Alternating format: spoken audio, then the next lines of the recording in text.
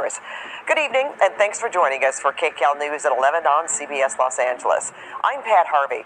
It's a familiar story you see all the time in the news. Families torn apart by violent crashes and hit and runs. Just last week, a 13-year-old boy lost his leg when he was run down by a speeding hit-and-run motorcycle rider in Boyle Heights. That crash and many others like it are sparking debate tonight about speeding ticket cameras, which are already being used in other states. KCAL News reporter Tom Waite with the new bill in the state legislature. We spoke with a teen victim of that crash this evening. He is so brave, especially considering what he's going through. We all know that speeding crashes and hit and runs are off the charts in Southern California. Lawmakers are hoping this legislation puts a dent in those numbers.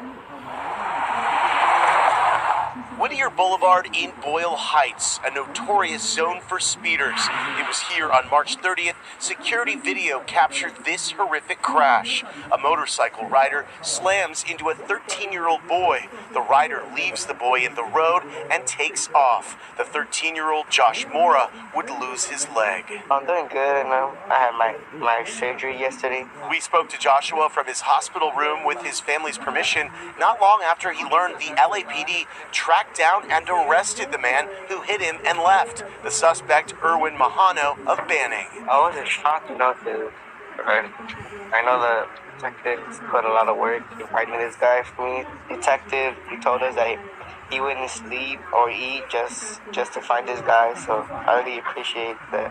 LAPD detectives on Josh's case are pleading with the public to slow down, and if you hit someone, do the most basic thing: stop. Please have these conversations.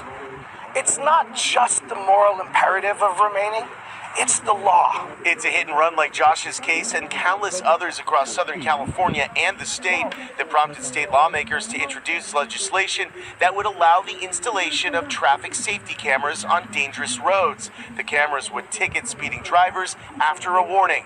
Burbank Assemblymember Laura Friedman is a co-sponsor of the bill. This is the third year that I've authored a bill about speed enforcement, and the reason is because speed is a factor in about 31% of all pedestrian fatalities, and we are seeing a dramatic increase in injuries and deaths to cyclists and pedestrians. New York is one of the first cities in the country to have thousands of cameras operating around the clock. New York City recently rolled out 1,000 of them to try and stem road deaths there. Assemblymember Friedman says the technology is safe and non-intrusive. The way that these cameras work is that they recognize the license plate of vehicles. There's no facial recognition used in this proposal.